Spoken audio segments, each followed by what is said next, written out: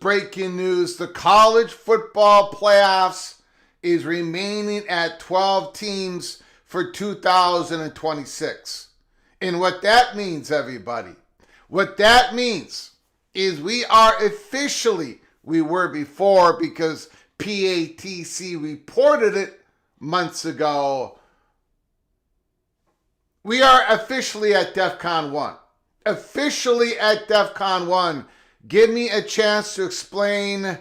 Welcome everybody to College Football's Peek Around the Corner with your host, Greg Flugar. We cover everything in college football because we love everything in college football. And if you do as well, please subscribe to our channel, ring the notification bell, smash the like button, share the video if you want to support this college football, the true college football rebel outpost. With a donation, help us keep the lights on and grow the channel. Just hit that dollar sign where you make your comment, and I will get to you super chat as quick as I possibly can.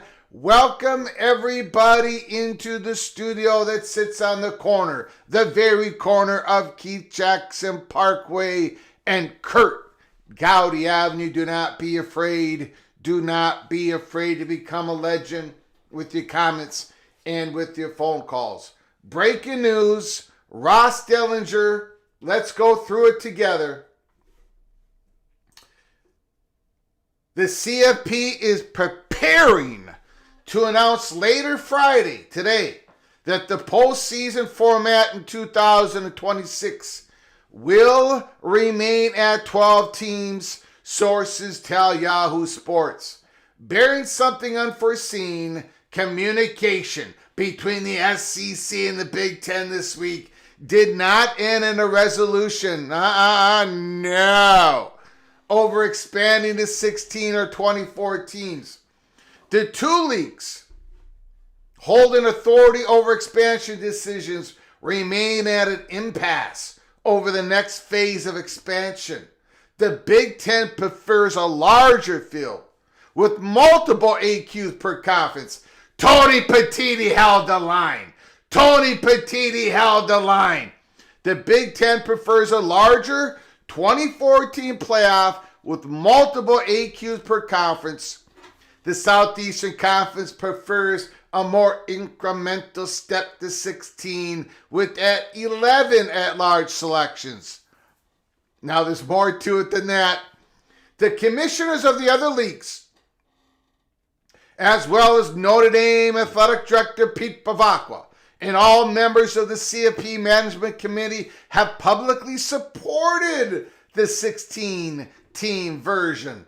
Though many are open, including the Southeastern Conference, to future discussions around a 20-plus team format. However, many committee members believe that the next evolution of the playoff should be an addition of 4 teams instead of doubling the field. A wholesale change that would necessitate the elimination of conference championship games and create other calendar changes. A compromise was discussed among the 4A4 commissioners that would have expanded the field to 16 for a set of a number of years before the officials agreed to shift to a 24-team bracket. A long-term guarantee. This is the PATC money shot of this morning.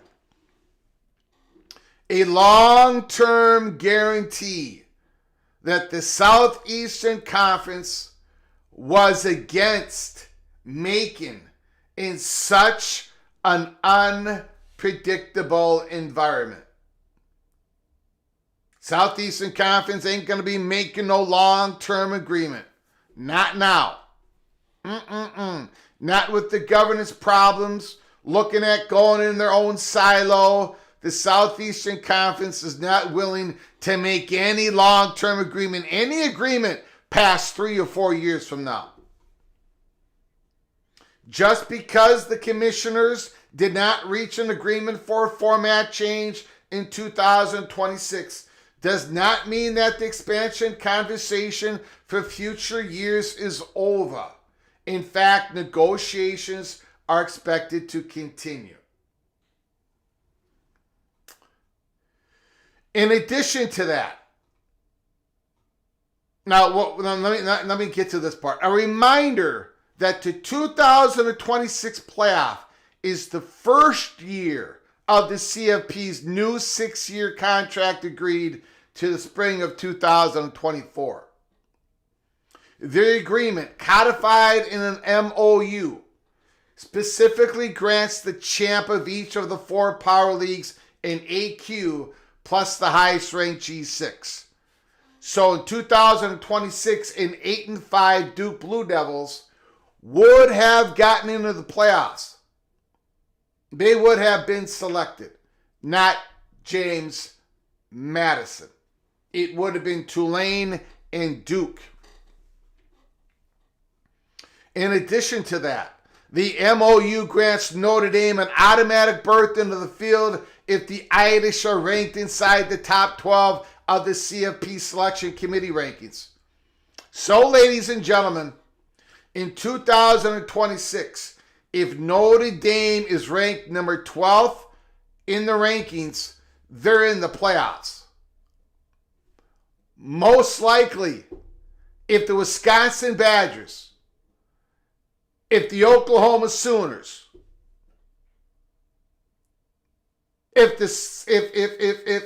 Mississippi State, if Penn State, if my beloved Minnesota Golden Gophers are rated number 12th in the country in the last CFP Selection Committee rankings, we're not going to make the playoffs. We're not going to get that. We're not going to slide in there. If the G5 top G5 ranked champion is not in the top 11. We're not going to get in there. In other words, if the rules in place for 26 would have been in place in 2025, Miami would not have been in the playoffs. Notre Dame would have been, even though Miami was slotted a spot ahead of Notre Dame. Also, this year begins the new CFP's new revenue distribution structure, where schools no longer earn distribution based on CFP wins. Instead, each league is distributed a base amount, which is heavily skewed towards the Southeastern Conference and the Big Ten. They get a combined 58% of the annual revenue. So it's going to jump up. Look, basically every Big Ten team and SEC team are going to see a jump of about $15 million in playoff revenue. $15 million. And if you have seen the reports of, and I just put it out there this morning, according to Nebraska, the Nebraska media rights revenue jumped from $64.4 million in fiscal 24, which constitutes July 1st, 2023 to June 30th, 2024. It jumped from 64.4 to 75.9, which constitutes July 1st, 2024 to June 30th, 2025, an increase of 11.5 million. So basically what you're going to see, not in the spring of 27, but at least by the spring of 28, you're going to see reports of media money, conference payouts exceeding over $100 million per every Big Ten team, just based upon the jump in the playoff distribution money. All right. What does all this mean? What does all this mean? First of all, it means that Tony Petitti did not budge. It meant Greg Sankey did not budge. And we'll get to that in a second. Buckeye Greg is in the house. Cloak and Dagger member for 26 months. Holy smokes. That is 2 years and 2 months. Go Buckeyes. This was not a shock. Army of 24 is a magic number, not 16. Thank you, Greg, for all that you continue to do. Thank you, Buckeye Greg. I appreciate it. You are knighted. Cloak and Dagger. Cloak and Dagger. And by the way, we are going to be dropping here at Peek Around the Corner a new members only episode early this afternoon. So keep your head on a swivel. It has nothing to do with the college football playoff format. It has to do with relationships still matter. So if you are a member, later this afternoon, be checking it out. Go to our library of episodes. Catch the last. Get yourself notified. But if you miss it, go back to our library of episodes and watch the next early P Cloak and Dagger episode that's going to be dropped. If you are not a member of the program, go to the link provided in the description box below the video. Hit the link and become a member. Buckle up. Buckle up. And then we're going to be talking about it live on our next live show. So,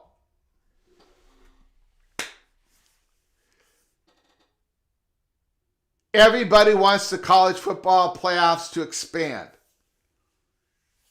Everybody. The Southeastern Conference, the Big 12, the ACC, the Big 10. Everybody wants it to expand. But yet we could not expand it from 12 to 16. The Big Ten does not trust that it will go to 24. And the Big Ten does not trust that they're going to get a fair shake at it being at 16 teams. They have more trust they're going to get a fair shake versus the SEC if it goes to 24, but not at 16. They don't see it. And they want it to go to 24 for their own interest in expanding the conference, their own interest in getting more and more playoff revenue money, their own interest. You've got something that everybody wants to do to expand the playoffs, but yet the Big Ten does not trust anything outside the conference anymore. And the Southeastern Conference is not convinced that they're going to even want to be a part of this thing past 3 or 4 years from now. They're not willing to make any long-term commitments because it's an unpredictable environment. We are in the Cold War here. Something that everybody wanted to do and we still couldn't get it done because the Big Ten just doesn't trust anything. They want a contract signed to go to 24 after the next couple of years. And a lot of people, there's been a growing interest in 24, but the Southeastern Conference is not willing. The Southeastern Conference on one hand says we want incremental change, but on the other hand, they might not even want to go past the incremental change. They might not even want to be a part of any of this after the next 3 or 4 years. That is DEFCON 1. That is essentially DEFCON 1. The Big Ten and the SEC, neither one of them were going to give in to each other. The Big Ten, after what they believe, their perception in being screwed over by the Southeastern Conference, taking on all the hits, taking on all the gunfire, taking on all the bullets, because the Southeastern Conference looked like they agreed with the Big Ten on the 4-4-2-2, 2-2-1-3, and then the Big Ten was made to be the fall guy in this. The Big Ten doesn't believe a word that's coming out of the Southeastern Conference. Now, Petiti and Sankey, they get along, they're professional, but they don't trust each other. The conferences do not trust each other. The Southeastern Conference is like, why are we going to get into a long-term agreement if nobody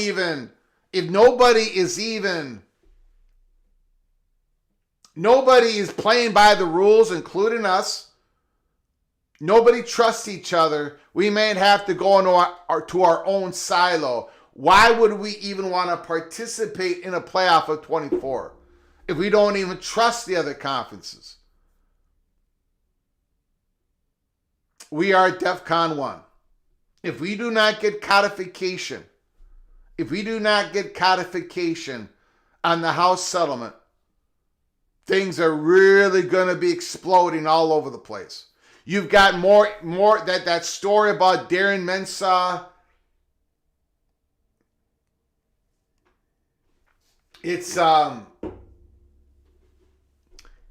It's quite the battle that is going on. We are definitely in a Cold War. And now when it comes to expansion of the conferences, this makes it a little bit more difficult. It does. It does. But I would remind everybody, nobody is expecting the Big Ten and the SEC to expand for the 2027 season. Remember, we have been told on or before June 1st, 2027, not on or before June 1st, 2026. We believe this is lining up for the 2028 expansion. So this in itself doesn't stop the positioning, but it makes it more difficult for a sudden, imminent expansion. It doesn't completely stop it, but it makes it more difficult because, again, nobody trusts what anything is going to look like in the years ahead. Now, the Southeastern Conference, they don't want to commit themselves to any long-term college football playoff format. All right. They're in preliminary stages of writing up their own, going into their own silos. All right. And if they eventually do that, if they pull the trigger on that, that is going to be an event that makes them expand the conference in itself. So the expansion of the conferences in everything that we are being told is still going to happen. But the timing of it is unknown. Other than we believe that there are schools, and I'm only comfortable in talking about one of them right now, UNC Chapel Hill, is looking to make some sort of change to their status on or before June 2027. In either a reimagined ACC or jumping into a different conference, the chalk being the Southeastern Conference. But right now, we are going to stay at 12 teams. The Southeastern Conference is jumping in 9 conference games. And just like Rick, the caller, and other callers, I don't believe the Southeastern Conference went to 9 conference games believing that the playoffs would remain at 12 teams. But here we are. The Southeastern Conference is going to 9 conference games. The ACC, the majority of their teams are going to be playing 9 conference games. The ACC and the Southeastern Conference are going to be taking on more losses, headed in to a 12-team playoffs, not the 16 that everybody thought. Tony Petitti, he held the line. We just talked about why the Southeastern Conference, they're not really comfortable with anything right now. They're going to be making way more money per school starting in 2026, the playoff distribution. But other than that, they're not comfortable about this. They want more and more and more. They might be making plans to go to their own silo. They do not want to do this compromise. No compromise. No compromise. CFP stays at 12 teams. No 16-team playoff for the next few years. Jump into 24 after that. Even though Ross Dillinger's report, some Southeastern Conference folks, they want to go to 24. If the world was governable, but it's not. So we are definitely at DEFCON 1. Tony Petitti stays at, he held the line. The Big Ten has garnered more leverage. The Big Ten wants to double the field. The Big Ten wants more of their teams, more of their games having value later in the season. They're absolutely convinced that 24 is the number. I used to not agree with it, but I agree with it now. After what I've been seeing, and in my mind during this whole season, I was imagining what it would be in the 24. More games would be of more value. We have seen the numbers go up in viewership. We have seen the more interest in G5 programs because they get access to the playoffs. There were games that were being played that had nothing to do with the playoff situation of 3, 4, 5, 6, 7, 8 years ago, but this year it mattered. The Duke game against UConn mattered. There's so many more games that matter. The rivalry games still matter. And I think going to 24 it would increase all of that. It would not decrease it. It would increase it. So Tony Petitti felt comfortable enough to hold the line. The Big Ten is preparing for everything. The Big Ten is preparing for the conference to expand. Staying at 12 right now is going to make it more difficult, but then again, the expansion wasn't about for next year. Nothing is imminent. Nothing is done. Nothing is settled. But they want to get into the southeastern part of this country. By hook or by crook. They want to become a true national conference. They need the college football playoffs to expand. They do not. Let me repeat this. Let me repeat this over and over and over and over again. The Big Ten wants to have assurances that the college football playoffs doesn't stop at 16. 16, while it will work for them the next couple of years, ain't going to work for them in the future. Let me repeat this. And Tony Petitti has got total buy-in from the conference. This is not just the Tony Petitti. These are the presidents, the athletic directors, the media partner Fox, outside third-party money. Everybody has bought into this large college football playoff format and the Big Ten becoming larger. Having more, going out there with international markets, wanting different programs, a diversity of programs to join the conference. 16 eventually will not work for the Big Ten.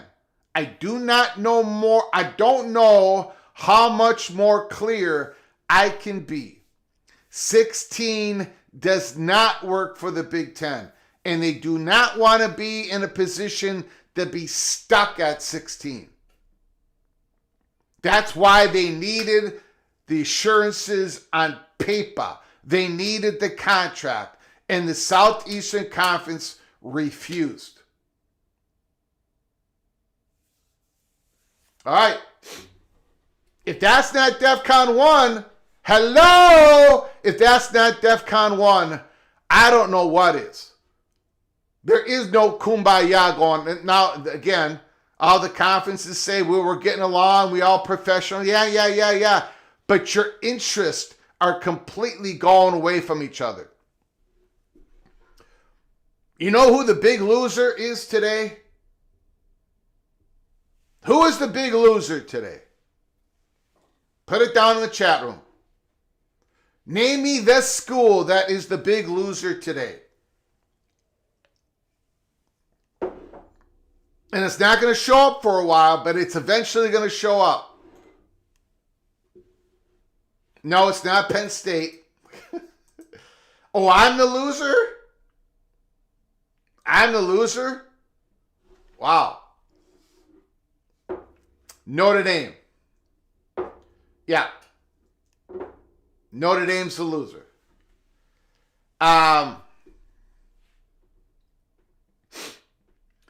Notre Dame is definitely the loser in this. Because we're not playing. The people in the sandbox are not playing traditional sandbox rules, right? Something extreme. People are looking at extremes now. The Big Ten is basically helping, fueling the concept of the Southeastern Conference going in their own silo.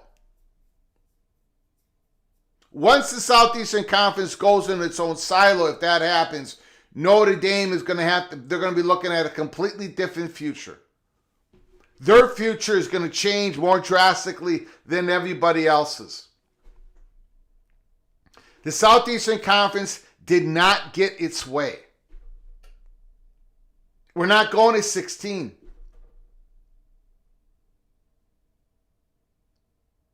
Southeastern Conference wants to expand. They do. They want to expand their footprint. They want to expand their diversity of students. They want to expand in the international markets. And now they're possibly setting up to go in their own silo. They're going to need to expand. And here we're going to sit at 12 playoff teams. The Southeastern Conference did not get what it wanted. The Big Ten did not get what it wanted.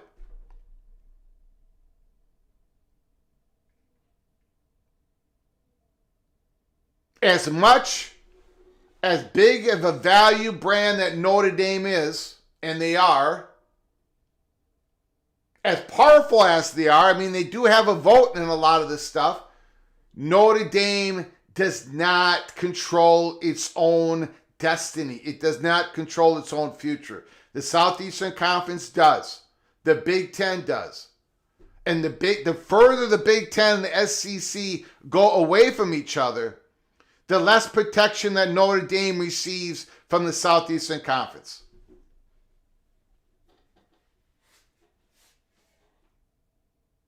So we're staying at 12 teams. Let me go through the roll call. Jimmy Austin with the gifted membership. Thank you, Mr. Duck. Ryan received a gifted membership. Ryan, when you get an opportunity, please say thank you to the very generous Jimmy Austin, Mr. Duck. Both of you are knighted. Both of you are knighted, Cloak and Dagger. Thank you, Jimmy. I appreciate it. Ryan, you can go to our library of episodes, watch all the episodes. We're going to be dropping an early peak members-only episode early this afternoon. Buckle up. That's all I'm going to say. Buckle up on that. Become a member. Get the early peek on the little bit of nugget of information we have received. And we're going to be talking about it later on the next live show. Sun Devil Egger is in the house. Coy, Stephen McNeely, AMAC. We will get to your phone calls. Where there is more reporting on this, we're going to get to Jeff Olson, Jared Jones, Skaven, yes, Tony isn't budging, Al Woody, Jay Chapman, Tuffy Duffy, Sun Devil Egger is in the house. Jimmy Austin, Outlaw Skis, Joaquin Morales, CFP Plus is here. John Teal is here. Big Ten Fan 81, no expansion this year. Bimba 75, 79. Jago Blue, Al Woody, Karan Shakar, Certified Caveman. It's working out for the Big Ten. It's not an ideal format. It's working out for the Big Ten, yep. But it's not what the Big Ten wants in the future. Not even close. Because of the plans that the Big Ten have laid out in front of them. Plans that they want to execute within the next couple of years. The Big Ten wants to get going to the next transformation of the conference. And there's a whole lot of people inside the tent that wants it to happen. But there are more people outside the tent that wants it to happen. That have shown Tony Petitti and the presidents, you are leaving great value on the table. You are leaving money on the table. And their same people are telling the Southeastern Conference the same exact thing. Eva Badger is in the house. Jonathan Weaver is here. Greg Disney, Buckeye Greg, Richard Brookins, Mountaineer Memes is in the house. Pinball is here. James Davis, Rich Austin, Day Old Donuts is here. Movie Time Blues, Jared Jones, Caleb Ramirez, the architect, Preston from Greensboro, North Carolina, Antoine Johnson. Who else is in the house? Who else? Jack Pardee is in the house. I don't know what Immaculate has been saying. I already took the L, though. I ate that god-awful cheeseburger. I do know that Immaculate doesn't believe there's a DEFCON 1 going on, that it's all kumbaya, that it's all orchestrated because of the governance rules and all that stuff. That was never the case. Mowing After Dark, $2 holla. Thank you so very much for the super chat. Mowing After Dark.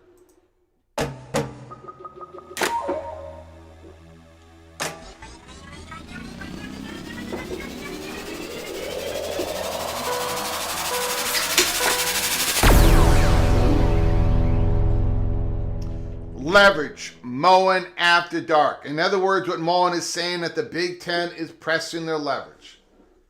The Big Ten has plans and they're going to try to execute them. And the plans do not fit into a 16-team playoff format. It just doesn't fit. It doesn't fit. Plus, there's other reasons.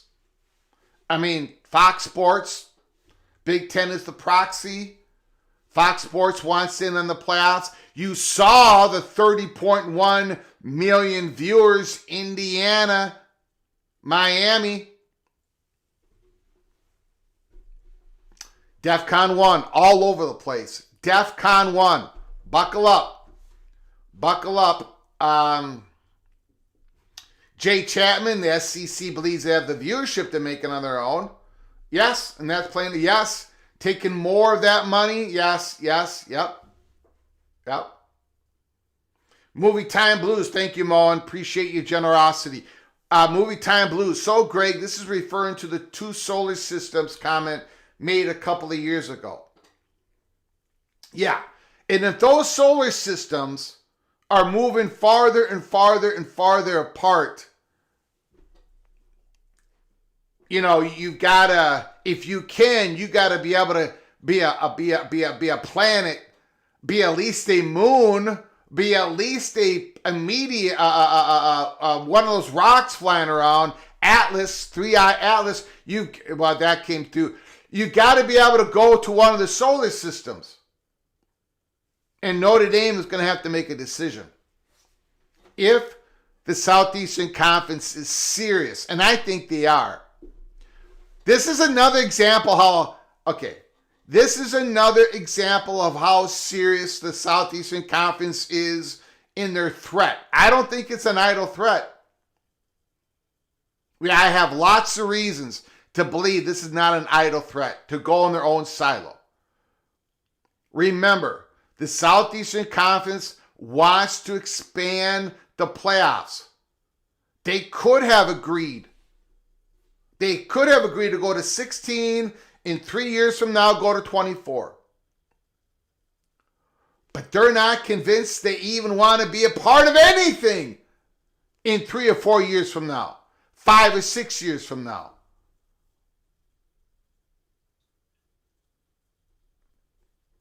They do not want to put their name on a contract. They do not want to sign off on this. So, it ain't happened. It ain't happened.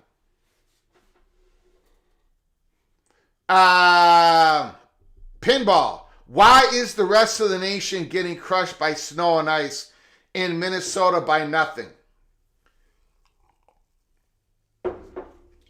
Quite simple. We have 20 below weather right now. We're getting crushed by the cold. This is a high pressure system, which we always go through in January and February. It's absolutely freezing in the studio. We just got a new furnace a few days ago. So the high pressure system, completely cold, dry, it's miserable outside. Absolutely horrific.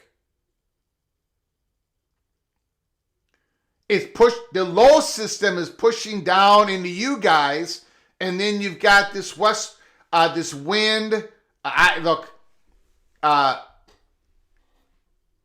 There's a layer of cold. There's going to be a little bit of a layer of snow, and then there's going to be that snow and ice. And for those who are going to get the snow and ice that don't have the salt trucks, my prayers are out to you. My prayers are absolutely out to you. So that is what's going on. Feels like minus 40. Wind chill is minus 40. So I don't know. That's not getting crushed by snow and ice, but it is absolutely freezing outside and freezing inside.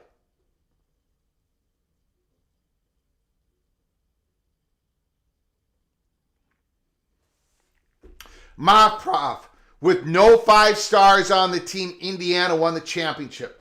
That proves that anyone can win. It also proves that the playoffs should be expanded. There is no logical argument against it. I agree. And I've said this before. There have been a few college football reporters out there saying we should not expand beyond 16 because of the Iowa Hawkeyes. Who would want the Iowa Hawkeyes to be in the playoffs of last year? And my argument is the 2025 Iowa Hawkeyes is a great example of why the playoffs should be expanded to 24 teams. I could not be further apart. Like, I completely disagree with 90% of the college football reporters out there. Because of the spreading talent, because of this newfound parity that's going on, I really do not know. Like, you're saying we should go to 16. People are making that argument we should go to 16 because now they believe that the 13, 14, 11, 10, Miami, 10th seed, maybe they can compete in the playoffs. Maybe they can make a run. Maybe they can improve during the season because of all the things that matter, right? But my point is, all right, if you could assure me you could get the top 16 teams in the playoffs, maybe I would be for that, but you can't assure me that. I know if we go to 24, we're going to get the top 16 teams in there. Iowa played Indiana. They played a lot of people very tough this year. There's so much movement. There's so much transfer portal stuff going on. It takes a while for teams to get going, some of them. Some teams suffer a couple losses early in the season, but they get rocking and rolling later on. Miami, Notre Dame. I think 24 is the perfect number when it comes to having the top 8 teams get a first round bye, second round home game. 9 through 16 get a first round home game. 17 through 24 get a first round game, period. On the road, but they made the playoffs.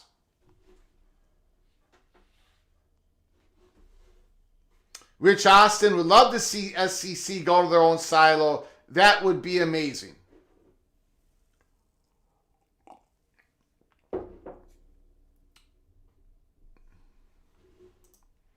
Holy smokes.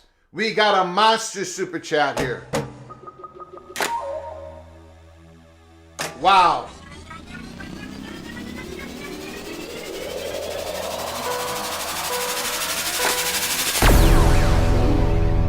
Rusty Grizz, Indiana Hoosier, 2026 national champions for over 40 years. I never thought this was even a possibility. If the new normal means any team can do this, the sport is better than ever. I can't wait to see Wake, Kansas, Vandy, and your mighty, beloved Golden Gophers to do the same. Thank you, Rusty Grizz. Wow. Thank you very much for your incredible generosity. My goodness. Thank you so very much. I appreciate it. Yes, Indiana did a wonderful thing, not just for the school, the alumni, and everything else that's attached to Indiana Hoosiers. The Indiana Hoosiers did a wonderful thing for college football. Kirk Cignetti, Elijah Surratt, all those guys that followed him from James Madison, all the guys that stayed there for 4 or 5 years. Omar Cooper being one of them. Indiana did a wonderful thing for college football. It did put a lot of pressure on coaches, though. They got to turn it around quicker or they're going to get fired. PJ Fleck. Now everyone's saying that Minnesota should be able to do the same thing. Ari Wasserman and Andy Staples are having Minnesota as the next example. And I'm saying, hold on!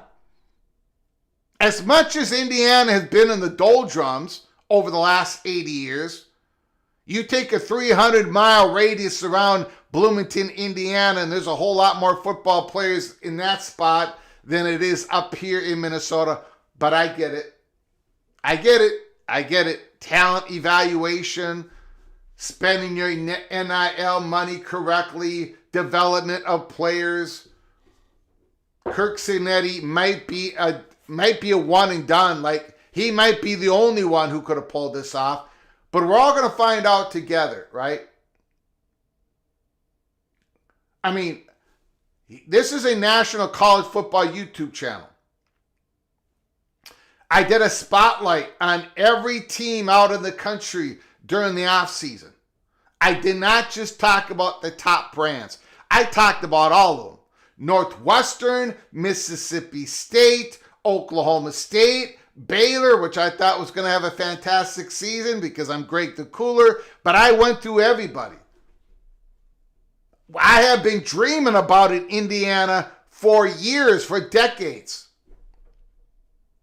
And then it happened. Then it absolutely happened. Unbelievable. Thank you, Rusty Grizz, for the incredible generosity. Thank you so very much. I appreciate it. Notre Dame was a playoff team. BYU was a playoff team. Utah was a playoff team. Vanderbilt, Iowa, we should have. And next, now,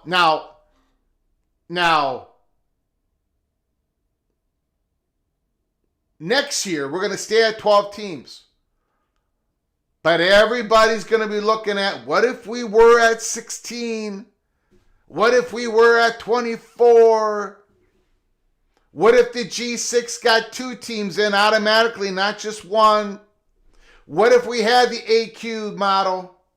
Everyone's going to be watching this next season with all that in mind. And I think, I could be a schmuck for saying this, but I think that the army of 24 is even going to get more people to join us. We are a bigger army now than we were a month ago, 2 months ago, definitely 3 months ago. And I think our army is going to grow bigger and bigger and bigger. Thank you, Rusty Grizz. I appreciate it. Jimmy Austin, Kirk Cinetti, Indiana were able to beat the odds in a 12-team playoff to win a championship. We don't need 24 teams to do it. I don't know about that. Yes and no. We definitely did not need 24 teams to do what Kirk Cinetti did. But could Kirk Cinetti, could he have done what he did if we had an 8-team playoff? Because Indiana would not have made the playoffs 2 years ago. And Indiana making the playoffs helped Indiana for this last year. They were able to attract Fernando Mendoza. I mean, it did help Indiana. It did help Indiana. The bigger the netting, the more success that teams can say, hey, we were successful. We made the playoffs last year. The more that talent is going to be distributed, the more parity, the bigger the playoffs going to be needed.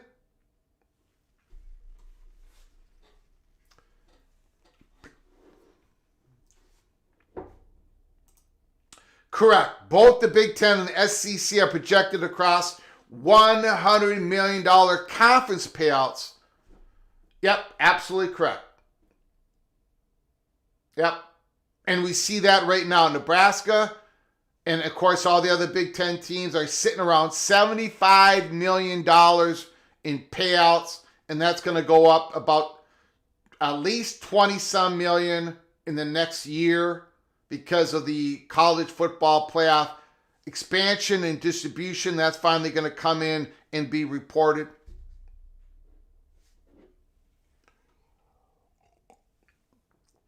Now, let me get to another story real quick here. Then we're going to come back to the breaking news. No compromise. No compromise. The CFP is staying at 12. SEC did not compromise. The Big Ten did not compromise.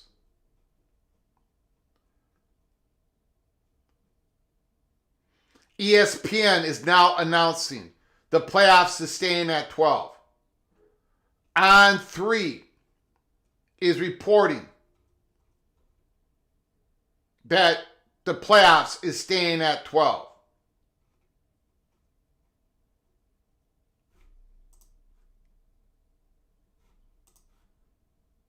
We've got other news. We've got a lot of other news out there, ladies and gentlemen.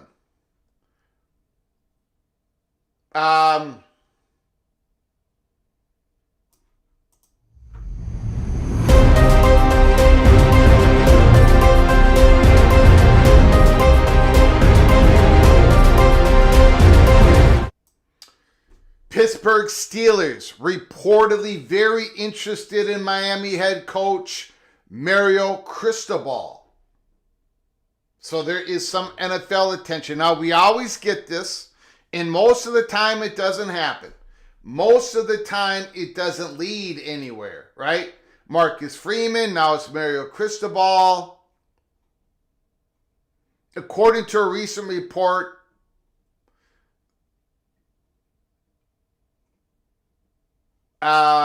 Mario Cristobal is garnering interest from the Pittsburgh Steelers. The Steelers are very interested in Mario Cristobal, the head coach of the University of Miami. So we will keep an eye on that situation.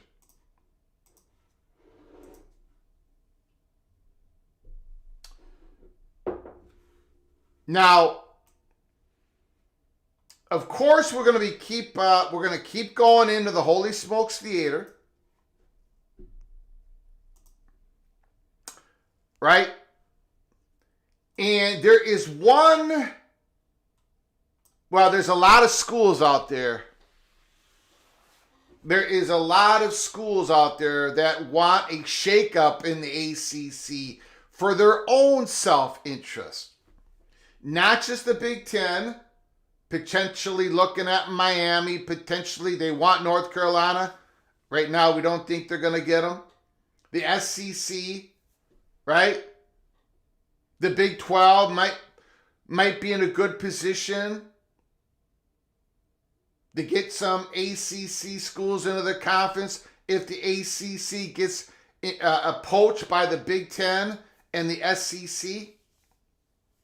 But there are also other schools that are looking and hoping and praying that something happens, that the biggest domino piece is up ahead. Something happens. One of them is Memphis. Remember when Memphis offered the Big 12 a couple $100 million, basically in cold hard cash, FedEx sponsorship? They get an invite to the Big 12, and the Big 12 looked at it, and the Big 12 said no. Well, now Memphis, Gary Parrish article, Memphis can't win like it used to, and the league is to blame. The American Conference is to blame. Again, this is from Gary Parrish.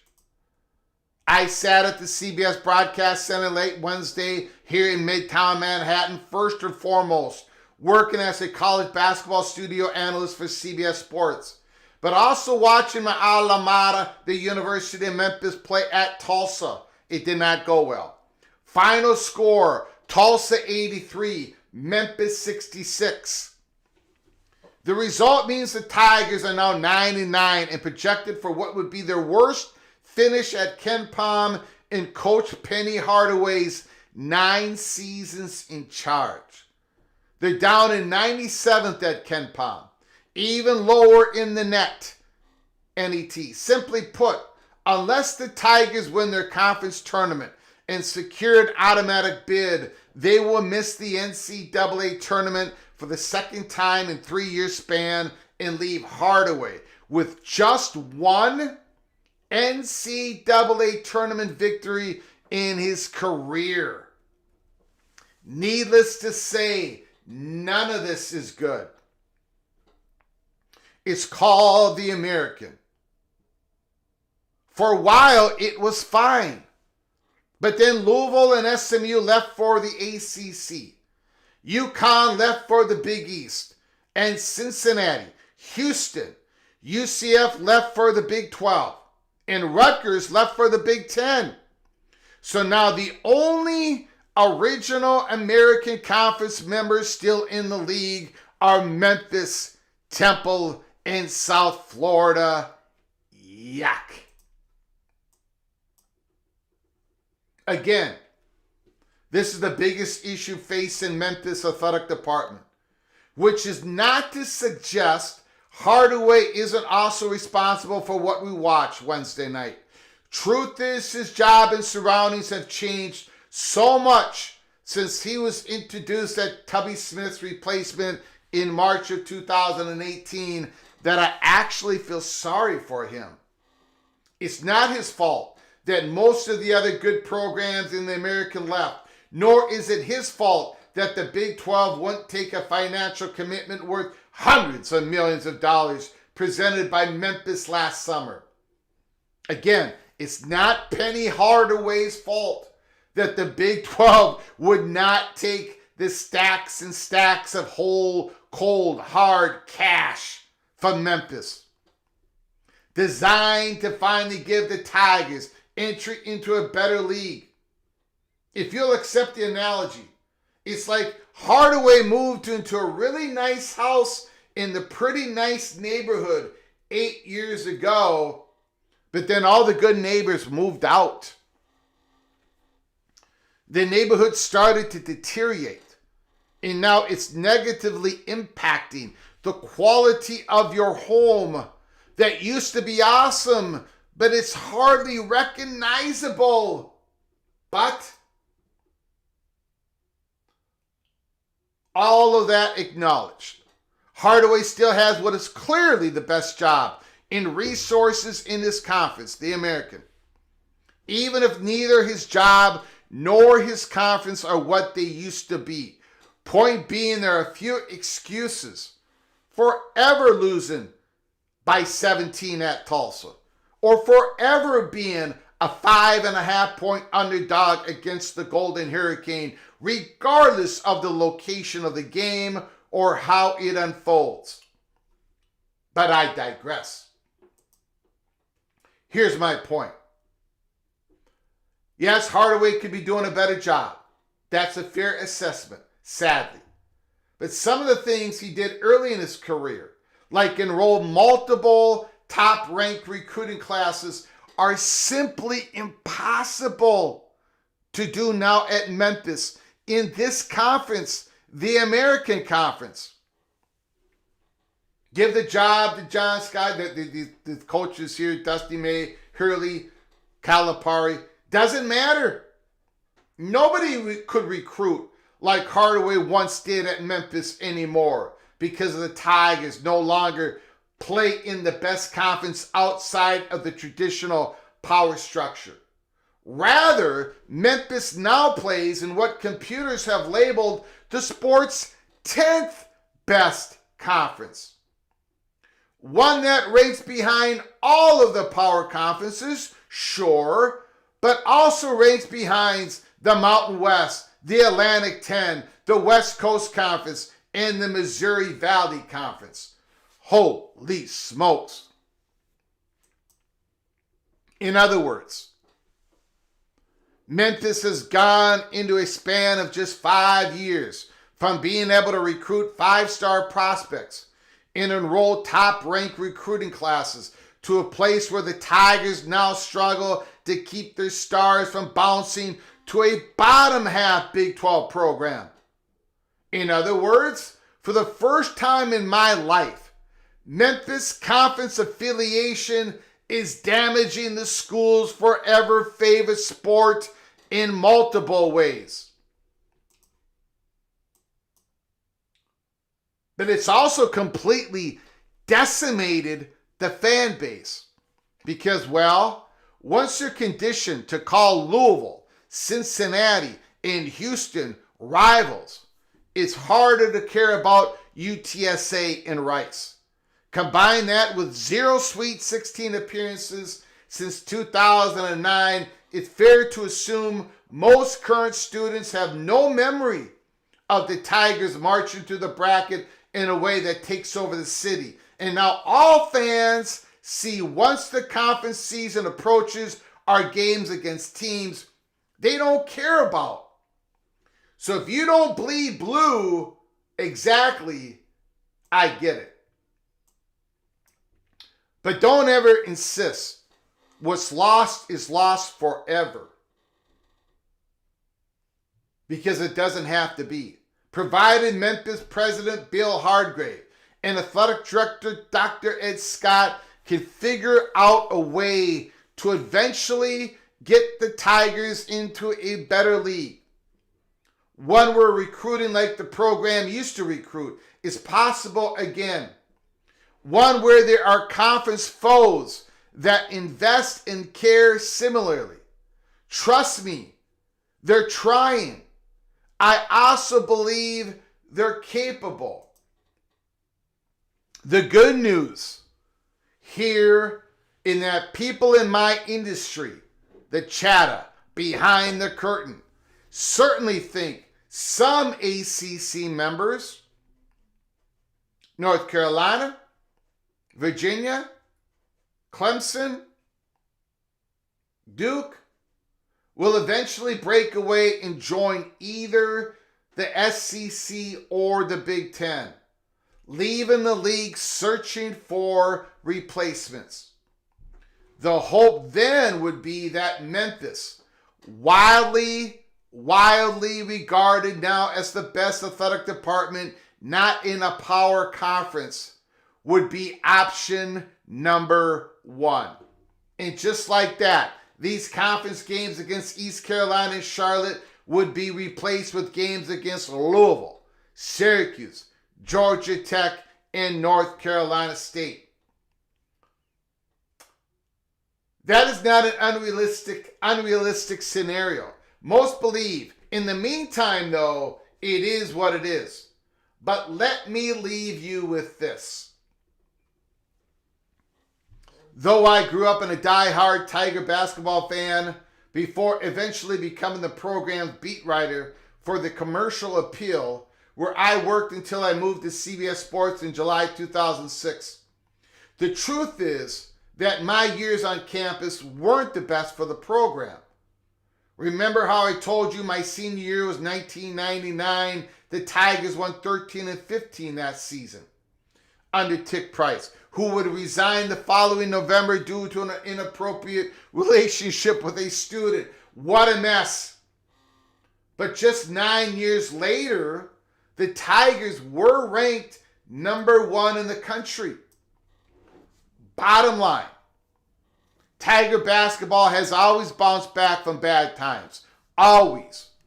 Hopefully it happens again, sooner rather than later, so the students attending the same university you're attending right now, the same one I attended a while ago, will someday watch this historically proud and accomplished program fill its home arena, win meaningful games, and make runs in March like it once did routinely. That's what Tiger basketball is supposed to do. That's what Tiger basketball is supposed to be. Finally, in the article. But unfortunately, getting back to the place might require an upgrade in leagues, because it's going to be difficult, bordering on impossible, to ever again get high caliber players without baggage to willingly join this version of the American, or to convince fans at NBA market to care about games in this version of the American. So ACC, please split apart just as soon as you can. My alma mater needs a way out of this situation, and you're our best hope now. So ACC, please split apart just as soon as you can. Gary Parrish, Memphis Tiger. I just wanted to go through that article. There is a lot of people invested. There's a lot of people watching. The chatter behind the curtain is ongoing about the ACC being poached. There's a lot of outside money that wants it to happen. There's a lot of encouragement coming from the outside of the SEC 10, outside of the Big Ten. We call this here at PATC the economics of consolidation. It is brutal. It is absolutely brutal, but it's reality.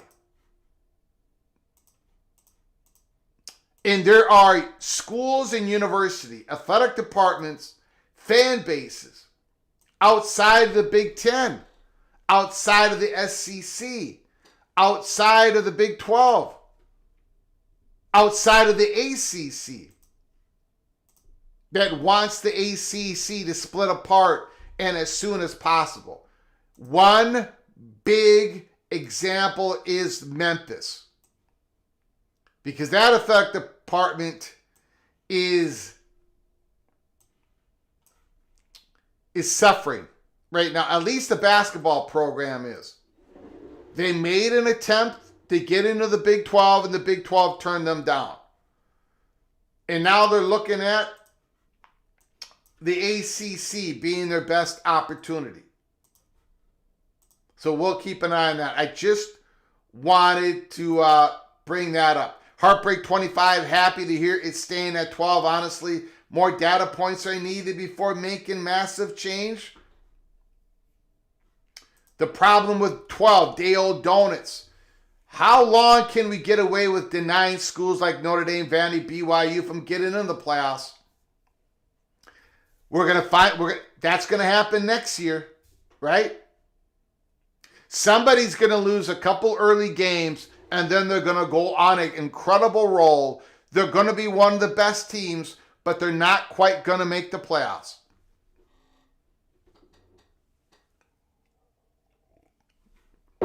Adam, the more college football is broken, looks broken, the closer we are getting to a breakaway. This week, Carson Beck's comments, Carson Beck was fulfilling his obligation. He took some classes when he was playing football. The classes stopped because the classes stopped, and then they were in the I don't think Carson Beck did anything unethical or anything illegal. Miami's bot team in the Natty and Mensah putting it on display. And again, Miami made the playoffs, got to the championship game, but I think they did it in the bounds, in the parameters that were offered to everybody else. The Justin Lucas story, okay. The Mensah thing, I do not like. And I will talk about that more later. You should not be going after somebody who has signed a rev share contract. The Ohio State Buckeyes are not going after players in the Big Ten or anywhere else that have signed a rev share contract. The Buckeyes are not doing it. Alabama's not doing it. If they are, it hasn't been reported, but they're not doing it. At least 95% of the schools are not doing it. So why can't 100% of the schools not do it? I'll be talking more on that later. But Miami did deserve everything they got to go into the playoffs, to the championship game. They did it in the bounds of everybody else. They didn't break any rules, right? So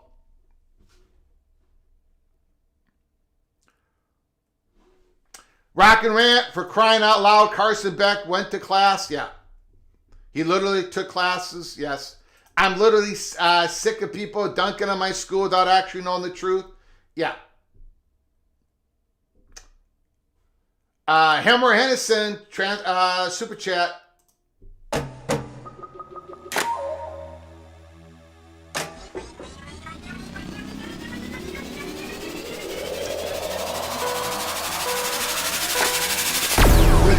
With NIL transfer portal and continuing non-dominance of the SEC in play, the less SEC shine and influence, relatively speaking.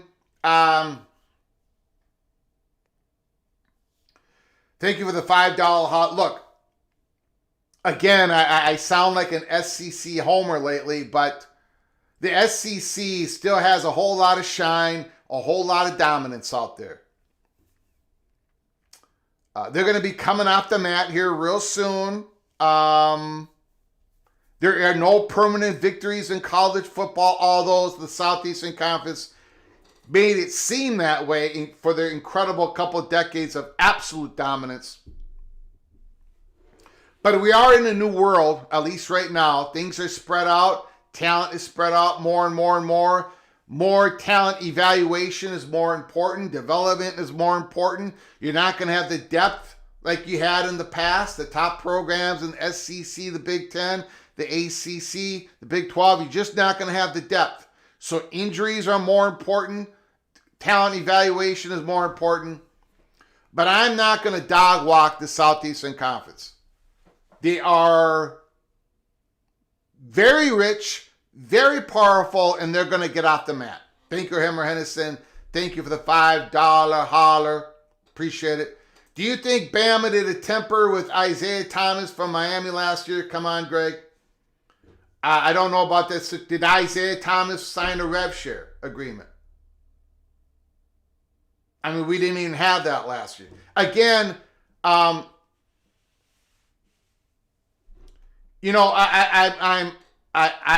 defend. Look, it's like the Miami. It's like the Michigan situation. I came down hard on Michigan. Every Michigan person in the PATC family will contest to that. I got a lot of Michigan people saying, Greg, everybody steal hand signals. And I had to go over and over. Michigan did one step, two steps, three steps above that. They did personal scouting. They filmed Connor Stallions. They filmed the other teams, and they used that to steal the hand signals. That was completely prohibited.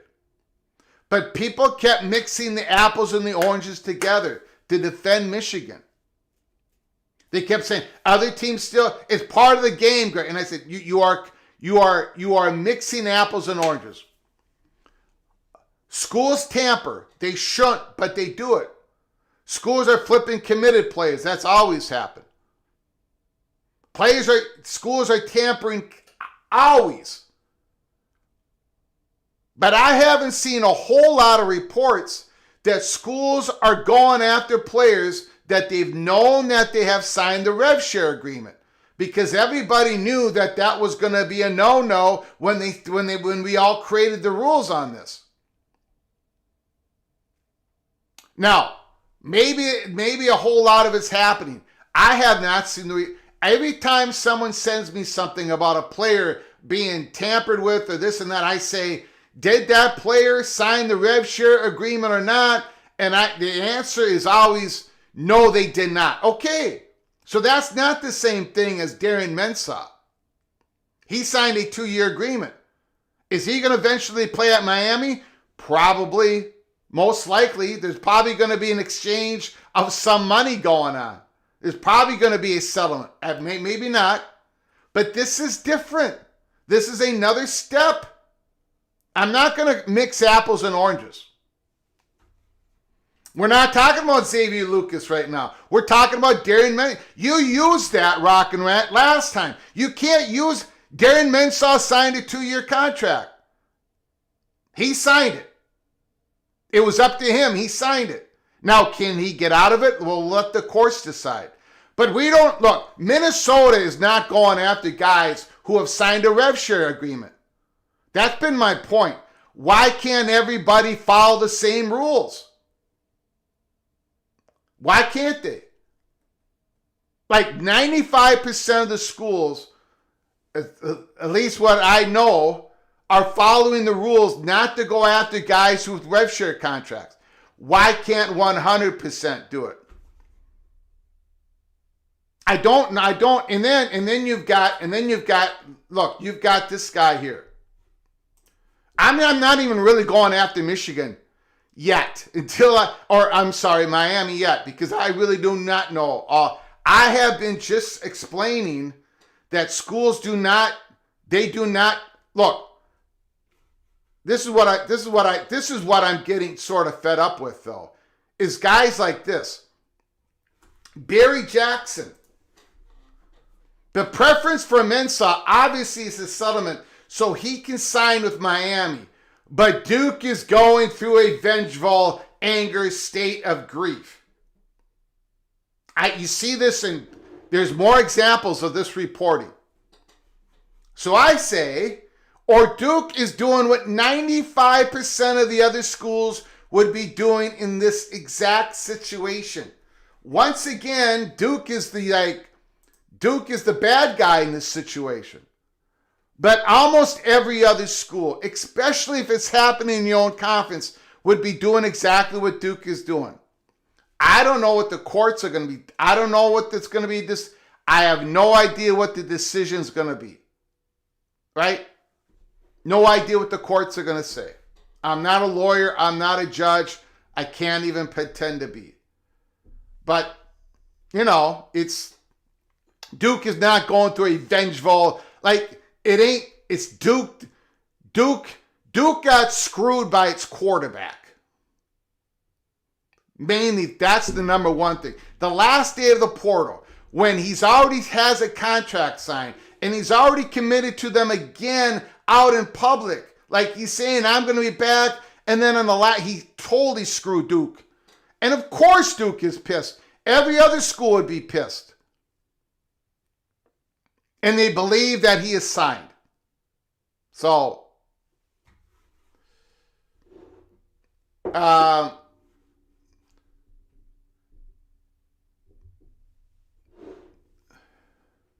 I think Jimbo Fisher is the Florida State coach in 2027.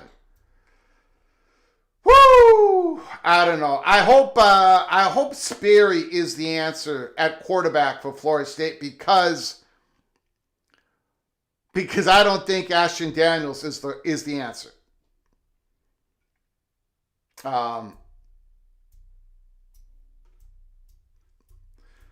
Evil Badger, please don't be calling other PATC members losers. You guys can rip on me. I don't want you guys ripping on each other in the, thank you for the $5 holler, but let's not be calling people names in the chat room. Okay? We have disagreements. My whole thing is the Lucas thing is not this Darren Mensah thing. It's another step above that. How many more times are you going to let Evil... Rock and Rant, I just said Evil Badger shouldn't be saying that. So why did you put... Jeez. What do you think I just did, Rock and Rant? I'm gonna put both of you on timeout. We can't be calling each other name. Rock and Rant, I did exactly what I was supposed to do. And now you just took a shot at me. Look, of course Miami is going to be under the microscope on this. Any other school would be. So I don't know why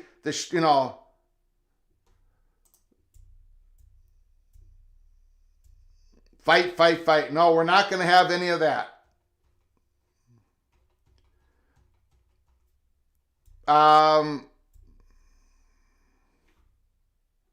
Yes, if Notre Dame is in the top 12, if Notre Dame is number 12, they get to go in the playoffs.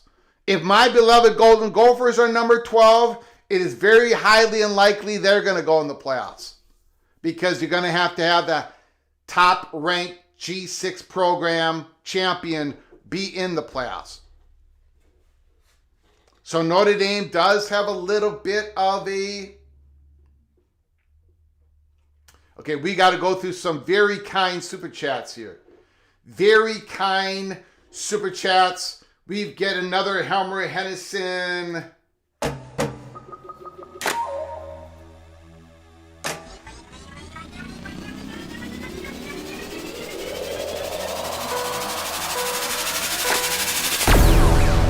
How many Big Ten teams get into the 2026 college football playoffs? Well, in my way too early top 25 that I put out yesterday, I've got the Buckeyes, the Oregon Ducks, the Indiana Hoosiers, 1, 3, 4. And that's all I got. I got 3 of them.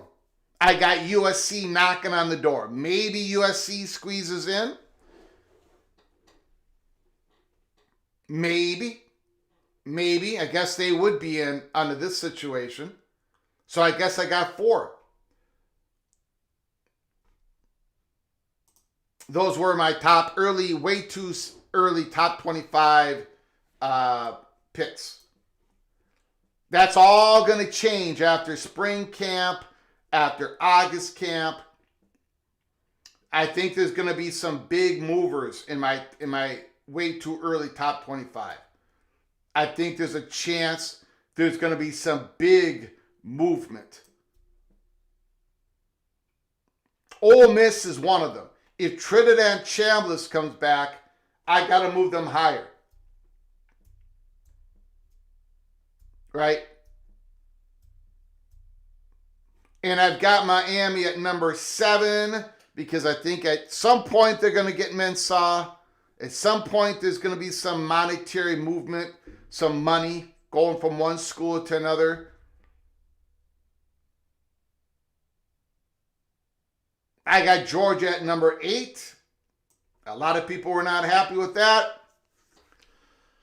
I don't know. I do want to thank real quick here, Buckeye Greg, Jimmy Austin, Moen After Dark, the monster super chat from Rusty Grizz, Helmer Hennison, and Eva Badger. Appreciate you guys' generosity. Oklahoma State, let's give the coach a chance to get his nameplate up first. I know it's crazy. I know it's crazy for me to have Oklahoma State up here. But Caleb Hawkins, Drew Messmaker, they're bringing, I think they might have a chance to be not quite to the level of the 2024 Indiana Hoosiers. But I think with all that great offensive, they got a wide receiver, all that great influx of talent, Eric Morris might be able to get Oklahoma State to the top 5 in the conference. I do not have Utah up there. I do not have Arizona State up there. Again, in the Big 12, my Big 12 picks, as of right now, I've got Texas Tech 5, BYU 9, Houston 16, Connor Wigman's coming back. I got Oklahoma State and Arizona. I think Oklahoma State has a shot. It's crazy. Maybe that, I might be way off on that. Greg, with the new Michigan president being pro-private equity, why won't the Big Ten take another run at UC Investment Public Capital? I have heard that the USC Investment Public Capital deal is dead. Gone. It's not happening. I have been told that. What I also been told is the for-profit entity, Big Ten Enterprises, that idea, that concept is not dead. That they're looking at other potential arrangements to get that going. But I've heard that UC Investment is not coming back for whatever reason.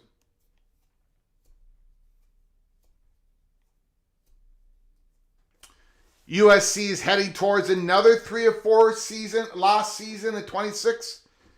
Could be right, but I love USC this year.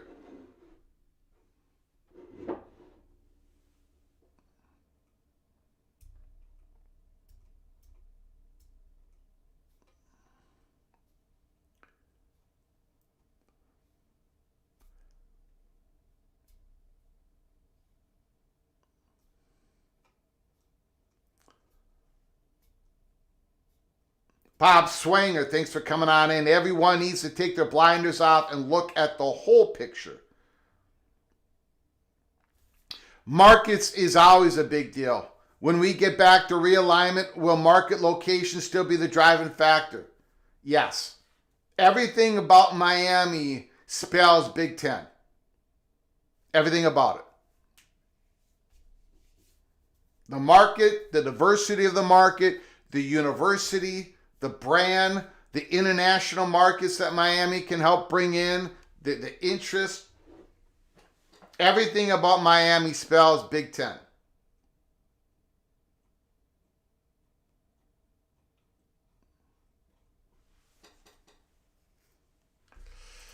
Evil Badger, sorry Greg, but I'm leaving CFP channels, maybe YouTube completely. I hope you don't leave, Evil Badger. I hope you don't leave. I just can't have people calling other people losers. You guys have a disagreement. But I can't have that comments in the chat room. I just can't have it. I don't want you to leave. You're a very valuable member of our family, of our community. We need the Wisconsin, we need we need that part in the PATC. So I hope you don't leave. But you know, I went after Rock and Ran a little bit. I went after you a little bit. I gotta keep everybody. You can come after me, but you can't come off. I have to have the chat room be someplace where somebody can come in, feel comfortable enough that they're not going to be being called names. At least, no names, right? You can rip on each other's teams, but you can't call each other, you can't call each other names. Just can't have that. This is a family type of show. Now Rock and Rant says, don't worry, I'm out. Everybody relax. Everybody relax. Can't we just all get along?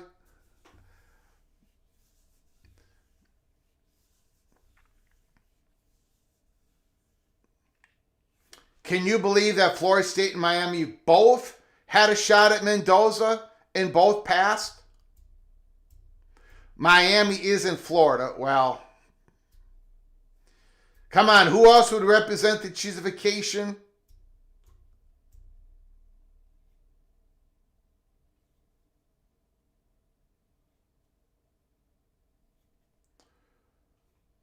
Midwest Boxing, if they did look at equity financial opportunities again, that being the Big Ten, would Indiana want a bigger share because of the football championship? Yeah. And they would have gotten, let's say this would have happened. The UC investment deal. Let's say that would have happened. It was all signed and sealed and delivered. Let's all pretend that is a done deal.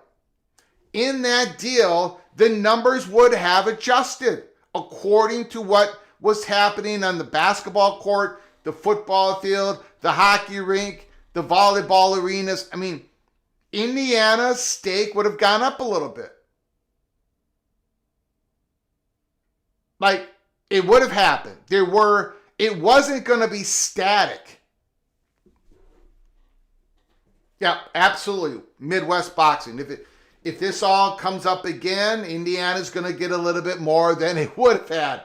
No question about it. Maybe not a whole lot more, but a little bit more. And then if they keep building, more and more and more.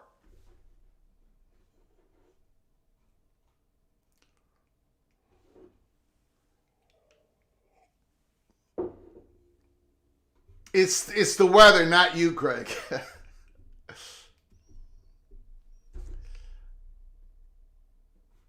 Thank you, RB Media. Real talk, Greg. Thanks for checking the room with manners. We gotta. People like to come in and put their comments down, rip on your rival school, rip on my Minnesota Golden Gophers, rip on them. I never rip on them. Just don't spam the board, but rip on my Gophers. But don't, Jose, the Southeastern Conference must be planning a breakaway, or at least they want to keep that option open, right? They want to keep that option open. Preston from Greensboro. Sorry, guys, I'm staying.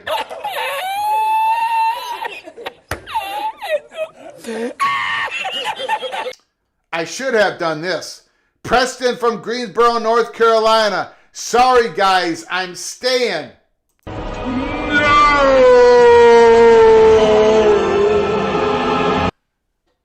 I'm just kidding. Preston from Greensboro, North Carolina.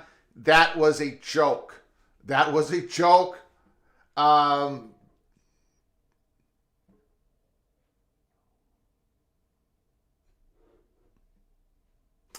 Jared Jones, I'm ripping on Michigan. I'm ripping on the Ducks and the Irish. College football is pain. Woof, woof, doggo. Gary Patterson, Robert Wright, thanks for coming on in. Gary Patterson will make a significant impact on USC's defense. Huskers going 9-3, baby. Day old donuts. Nebraska's got a pretty difficult schedule this year. A lot more difficult than last year. It's not about wins and losses. Oklahoma won 10 games and got zero respect all season.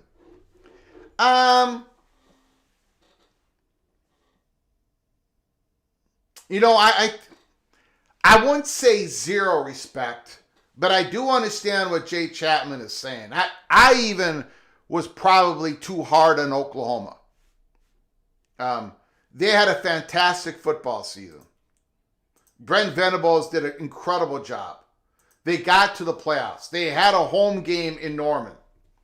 So much respect to Oklahoma.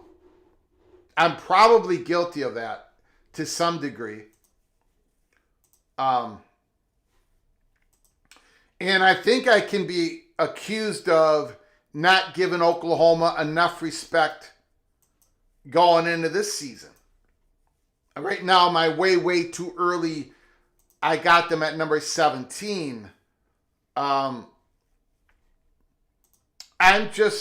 The defense was brilliant last year. And the offense got so clunky,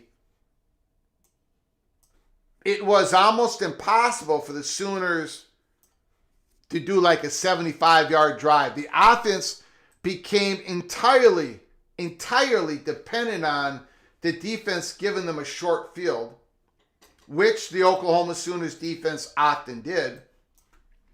John Mateer is coming back. And remember, John Mateer had that hand injury on his throwing arm, which probably hurt him last year. So again, I'm probably guilty of what Jay Chapman is saying. Minus 21 in Minnesota, yeah, and it's pushing down that low pressure into the south. And unfortunately, a lot of you are going to get hit by snow and ice. It's freezing in the studio. In fact, I think I'm going to close this live show down because my legs are. This studio is absolutely freezing. You're probably seeing my cold air coming out of my lungs. Jared Jones, don't worry, Greg. Indiana won 11 games last year and even got less respect.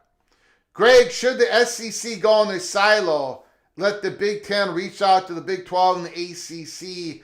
I happen to think, Curtis, I could be wrong, but if the Southeastern Conference goes in their own silo, where they have 12 games against only their teams in their conference, I got a feeling that the Big Ten is going to do the exact same thing. I could be wrong.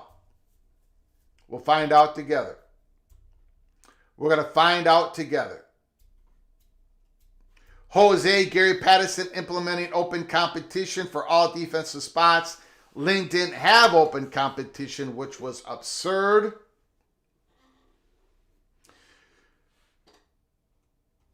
All right, guys, I am going to shut down this live show. I want to make sure you guys are going to be okay here.